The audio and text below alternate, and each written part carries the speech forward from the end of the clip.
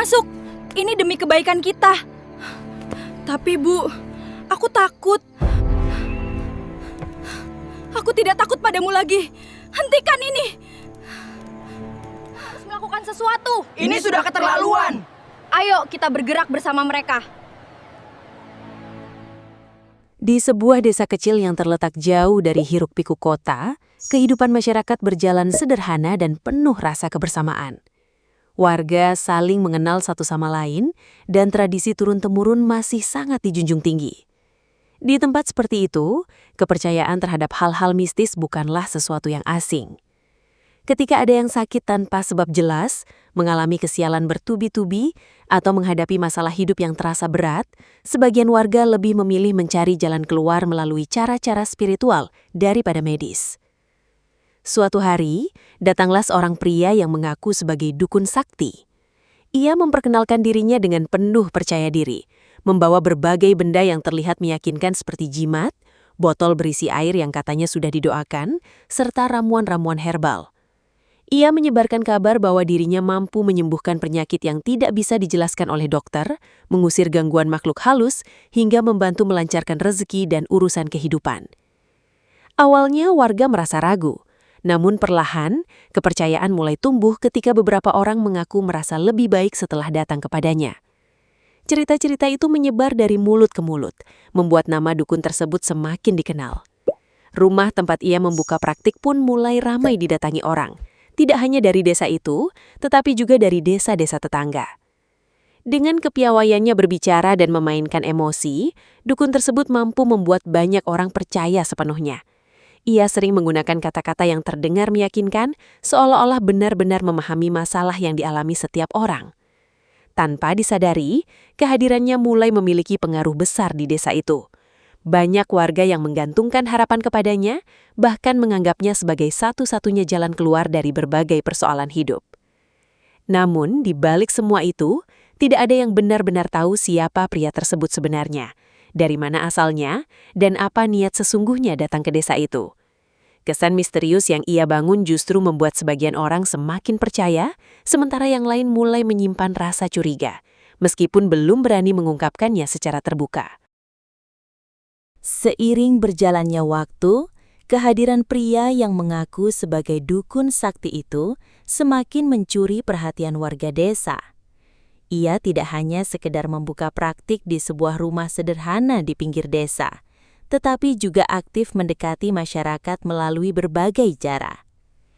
Setiap sore, ia terlihat duduk di beranda rumahnya, seolah menunggu orang-orang datang, sambil sesekali berbicara dengan nada tenang kepada siapapun yang lewat. Penampilannya dibuat sedemikian rupa agar tampak meyakinkan, dengan pakaian serba gelap, aksesoris seperti gelang dan kalung dari bahan alami, serta aroma dupa yang selalu tercium di sekitar tempatnya. Ia memperkenalkan dirinya dengan penuh keyakinan, menyebut bahwa dirinya telah lama mendalami ilmu spiritual dari berbagai tempat. Ceritanya terdengar dramatis dan penuh misteri, mengaku pernah berguru di daerah terpencil, menjalani ritual berat, hingga memperoleh kemampuan khusus yang tidak dimiliki orang biasa. Cara berbicaranya yang tenang, ditambah dengan tatapan yang seolah menembus pikiran orang lain, membuat banyak warga merasa takjub sekaligus segan. Untuk memperkuat kesan tersebut, ia membawa berbagai benda yang terlihat tidak biasa. Ada botol-botol kecil berisi cairan yang disebutnya sebagai air doa, kantong kain berisi jimat, serta ramuan herbal dengan aroma khas yang diklaim mampu menyembuhkan berbagai penyakit. Ia juga sering menunjukkan ritual ringan di depan warga, seperti membaca doa dengan suara pelan atau melakukan gerakan-gerakan tertentu yang membuat suasana terasa semakin mistis. Tak hanya itu, ia pandai membaca situasi dan kondisi orang yang datang kepadanya. Dengan beberapa pertanyaan sederhana, ia bisa membuat seolah-olah mengetahui masalah pribadi seseorang. Dari situlah, ia mulai membangun kepercayaan. Ia akan mengatakan hal-hal yang umum namun terasa sangat personal, sehingga orang yang mendengarnya merasa dipahami dan akhirnya percaya sepenuhnya. Lambat laun, ia mulai menyebarkan klaim-klaim tentang kemampuannya. Ia mengatakan mampu menyembuhkan penyakit yang sulit didiagnosis dokter, mengatasi gangguan makhluk halus, hingga membantu seseorang keluar dari kesulitan ekonomi. Ia juga sering menekankan bahwa semua itu tidak bisa dijelaskan dengan logika biasa, sehingga orang-orang diminta untuk percaya saja agar prosesnya berhasil. Cara penyampaiannya yang meyakinkan, ditambah dengan suasana tempat praktik yang dibuat penuh nuansa misteri, perlahan-lahan membuat warga desa terpengaruh. Banyak yang awalnya hanya datang karena penasaran, namun akhirnya menjadi percaya dan bahkan rutin berkonsultasi dengannya. Tanpa disadari, pria itu mulai membangun citra sebagai sosok yang memiliki kekuatan di luar nalar, dan posisinya di tengah masyarakat pun semakin kuat dari hari ke hari. Pada awalnya, kehadiran dukun tersebut memang masih disambut dengan rasa ragu oleh sebagian warga. Tidak semua orang langsung percaya begitu saja, apalagi mereka yang terbiasa mengandalkan pengobatan medis atau berpikir lebih logis. Namun, keraguan itu perlahan mulai memudar ketika muncul cerita-cerita dari beberapa warga yang mengaku merasakan perubahan setelah datang kepadanya. Salah satu warga mengatakan bahwa sakit yang sudah lama dideritanya tiba-tiba berkurang setelah meminum air yang diberikan oleh dukun tersebut. Ada pula yang merasa pikirannya menjadi lebih tenang setelah menjalani ritual sederhana di tempatnya. Cerita-cerita seperti ini menyebar dengan cepat dari mulut ke mulut, di warung, di ladang, hingga saat warga berkumpul di acara desa. Tanpa disadari, kisah-kisah tersebut semakin memperkuat citra sang dukun sebagai sosok yang benar-benar memiliki kemampuan khusus. Efeknya pun semakin terasa. Orang-orang yang sebelumnya hanya mendengar cerita mulai tertarik untuk mencoba sendiri. Rasa penasaran berubah menjadi harapan, terutama bagi mereka yang sedang menghadapi masalah berat. Dalam kondisi seperti itu, keinginan untuk mendapatkan solusi cepat seringkali membuat orang lebih mudah percaya. Rumah yang dijadikan tempat praktik pun mulai ramai dikunjungi. Setiap harinya ada saja warga yang datang, baik untuk berobat, meminta saran, atau sekedar berkonsultasi. Bahkan beberapa orang dari desa tetangga mulai berdatangan setelah mendengar kabar tentang kesaktiannya. Jalan kecil menuju rumah tersebut yang sebelumnya sepi, kini sering dipadati kendaraan dan orang yang hilir mudik. Suasana di sekitar tempat itu pun berubah. Aroma dupa yang menyengat hampir selalu tercium dan suara bisikan doa atau ritual terdengar dari dalam ruangan. Hal ini justru menambah kesan misterius yang membuat orang semakin yakin bahwa ada sesuatu yang berbeda di sana.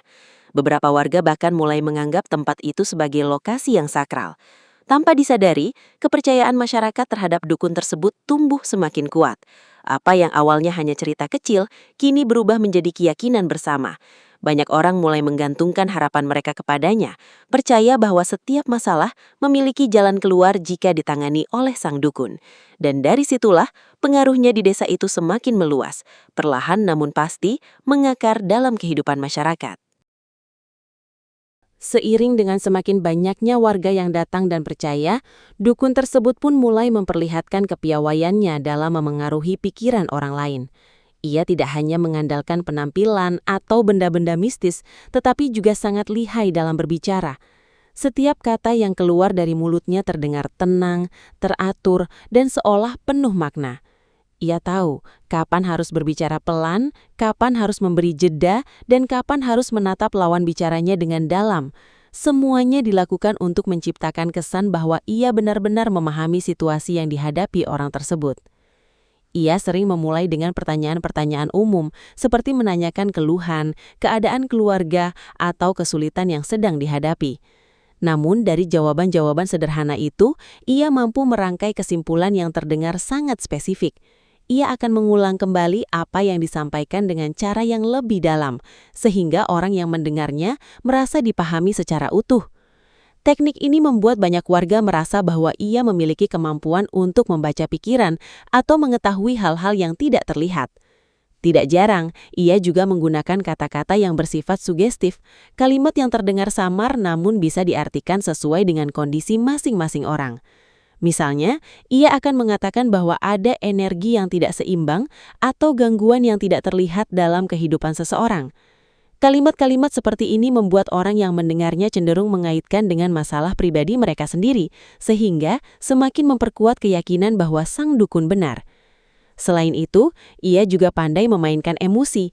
Ketika berhadapan dengan orang yang sedang sedih atau putus asa, ia akan berbicara dengan nada penuh empati, seolah menjadi satu-satunya orang yang benar-benar mengerti. Ia memberikan harapan dengan cara yang halus, membuat orang merasa bahwa semua masalah mereka bisa diselesaikan, asal mengikuti apa yang ia sarankan.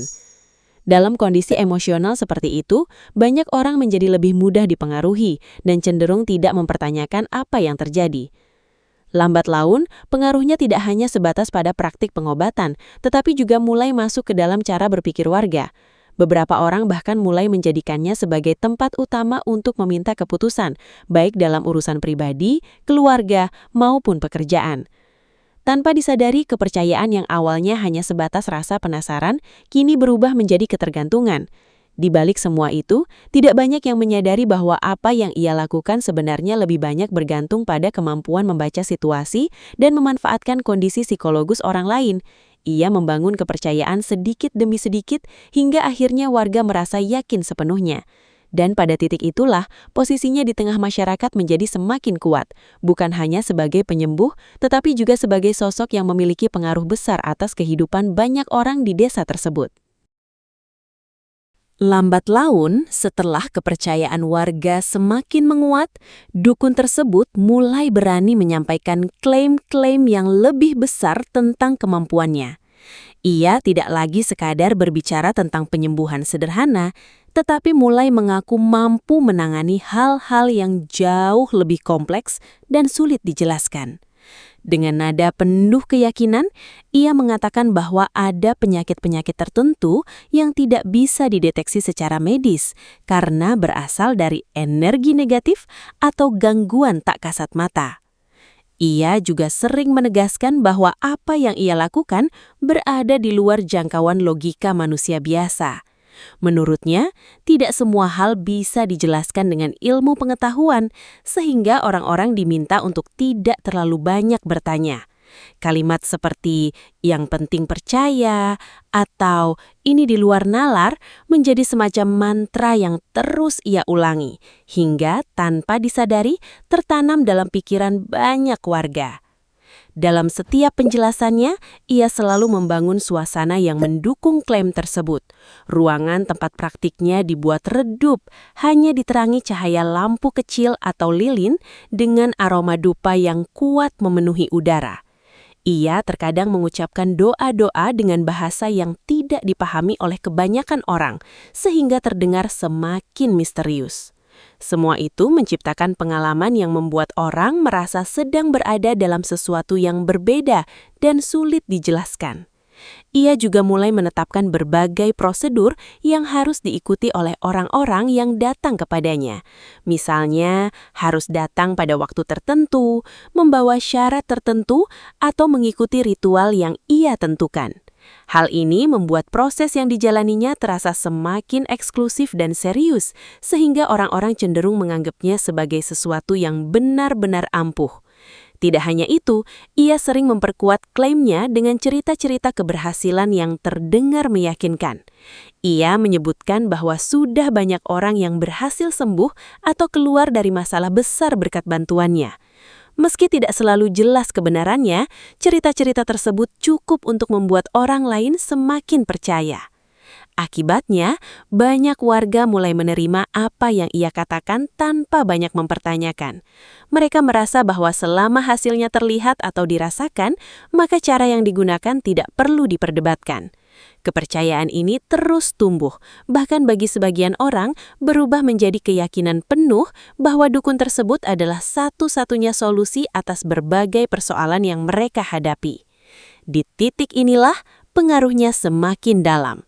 Ia tidak hanya dianggap sebagai penyembuh, tetapi juga sebagai sosok yang memiliki kebenaran tersendiri yang tidak bisa diganggu-gugat.